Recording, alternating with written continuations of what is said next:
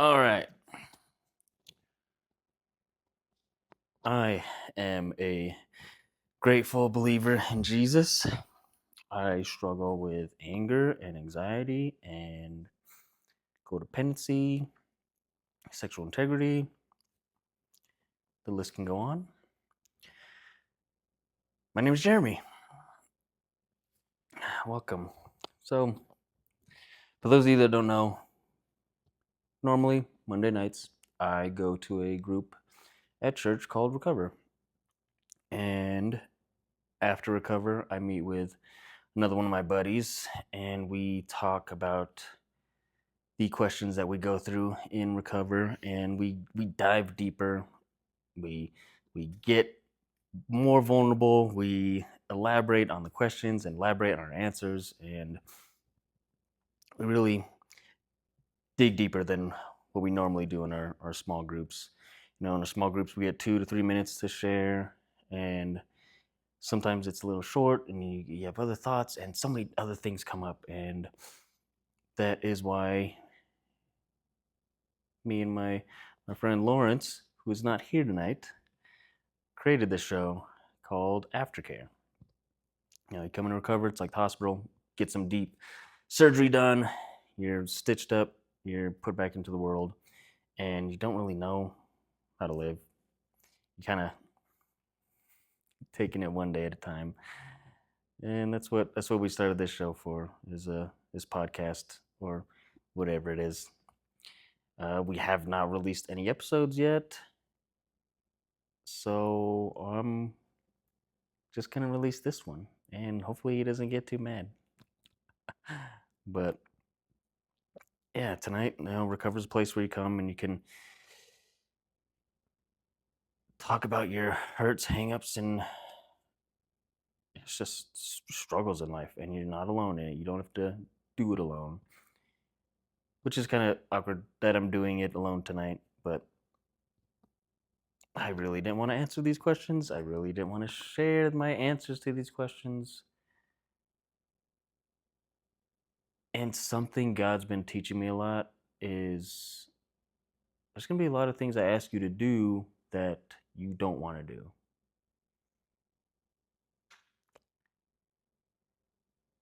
So let's just jump in. All right.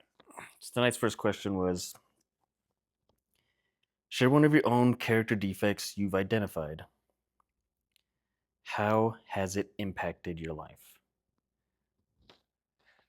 Now, you know I didn't want to record tonight. I didn't want to post this episode either. But, well, one of my character defects is external validation and codependency. I want so much to get approval from everyone else. I want so much for everyone around me to be okay. If everyone else is happy, if everyone else is okay, if everyone else is taken care of, then I'm all right. And that shows up in relationships, that showed up in my marriage, it showed up in relationships with my friends and my family, and it's even tonight, like, am I even gonna post this video because am I doing it because I want to, because it's what God is calling me to do, or am I hoping that I get 3 likes on this video? It, or am I doing it just for the likes? Am I doing it just for the recognition? Or I don't even know if anybody's gonna watch this video. So yeah, so one of my character defects is that I do things to get recognition from other people. And it shows up in codependency, and that shows up in lust and in anger. Like, my anger shows up because if I do something to make somebody else happy and then it doesn't work, then now I'm mad at them. Now I'm angry at them for not being happy for what I did for them. And it's like, did I even do that because I wanted to, or did I do that they because I needed something from them? And poof, that has showed up a lot in my life. And I don't know how and it's weird finding that balance, right? Because I do volunteer a lot. I do the production. I help with setup. I help with teardown. Uh, and I do it 2 nights a week. I do it a lot. And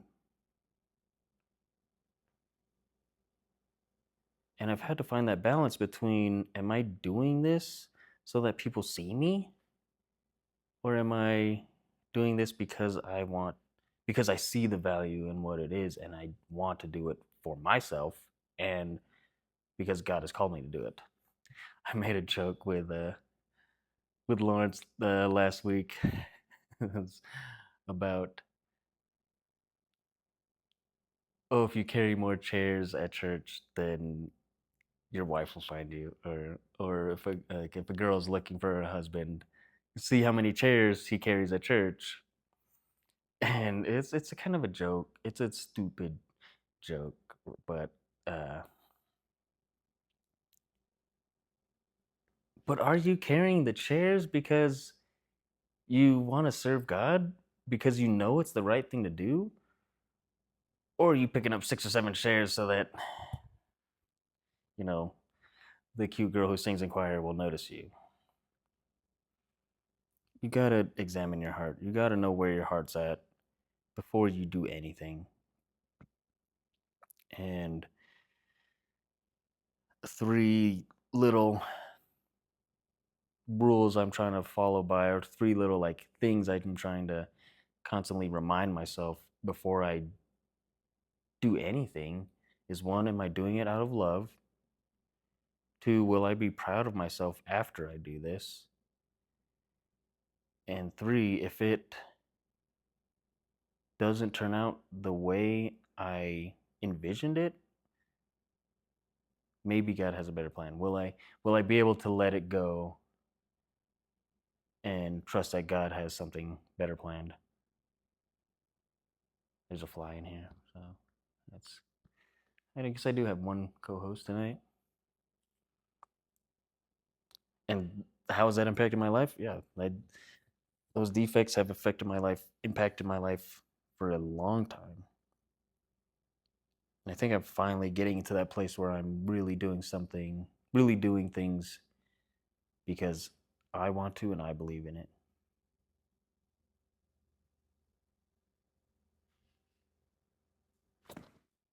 Oh, no, Daniel-san.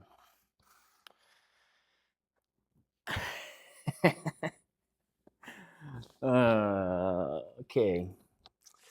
Question number 2.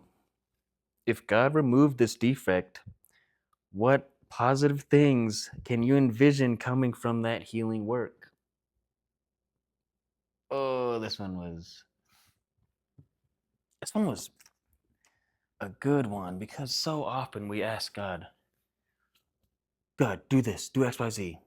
And we don't even think, okay, what is my life going to look like when I get XYZ? When I get all the blessings from God, all these things that I'm asking for from God.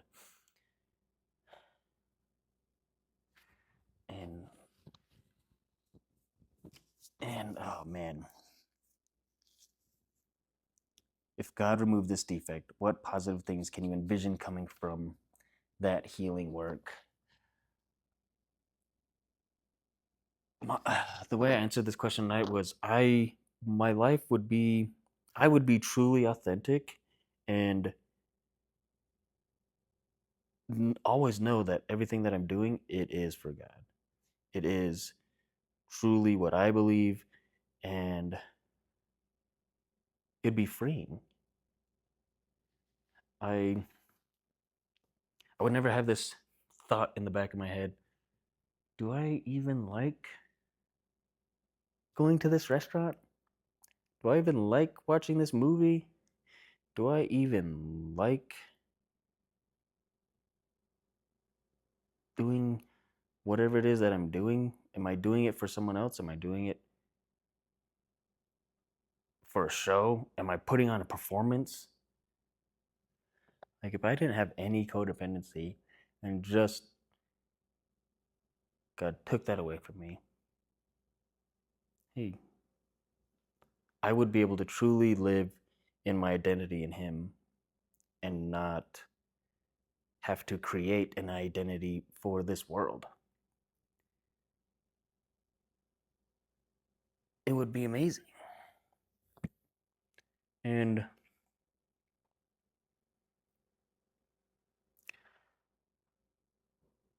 God has shown me that He is slow. It seems slow to me, but maybe it's not that slow. But He is slowly working on me every day to get to that point, to get closer to that point of I know who I am, I know what I believe, and I'm going to live my life based off of that. So life would be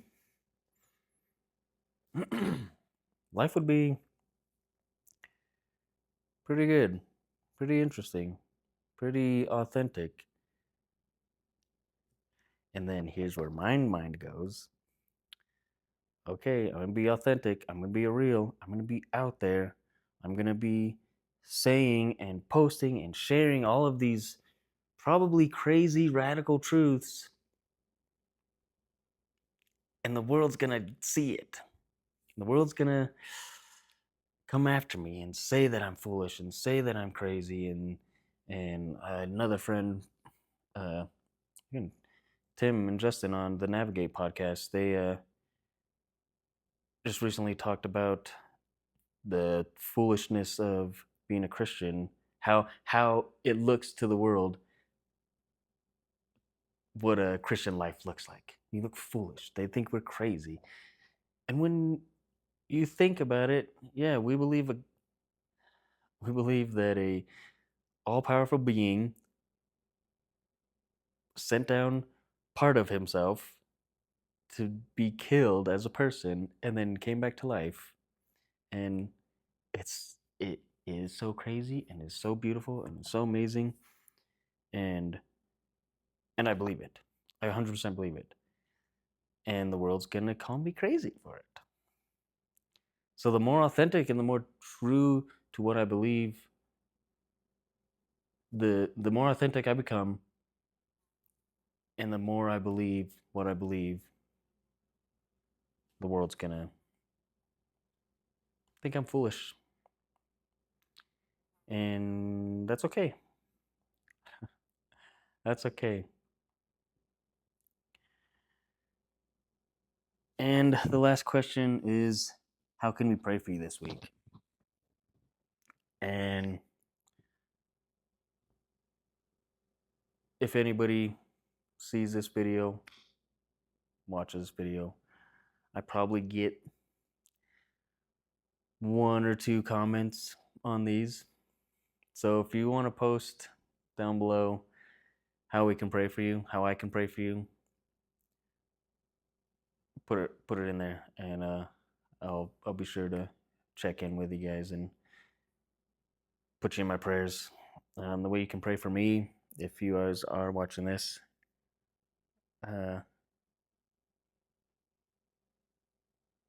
God's got me through some tests with that codependency and identity and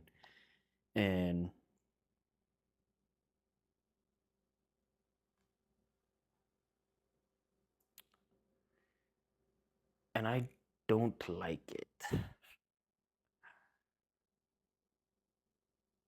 But if you've watched any of my Instagram videos, any of my other shorts, you know what I believe is that hard times, bring perseverance. And perseverance brings character, and character is brings hope. And I need to have that verse memorized. Romans Romans 1:5, I think. 5, Romans something.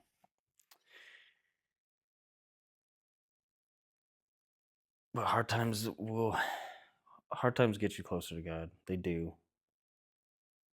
I might not have came back to him if the hardest thing in my entire life didn't happen exactly 1 year ago.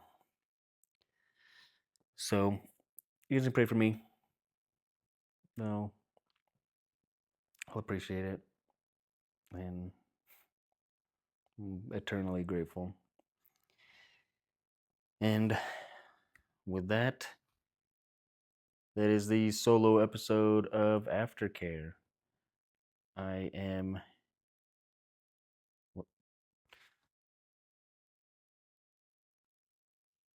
I'm Jeremy. I'm so used to having Lawrence here. This is weird, but I'm Jeremy. This has been Aftercare. God's got you, and take care of yourself. I'll see you later.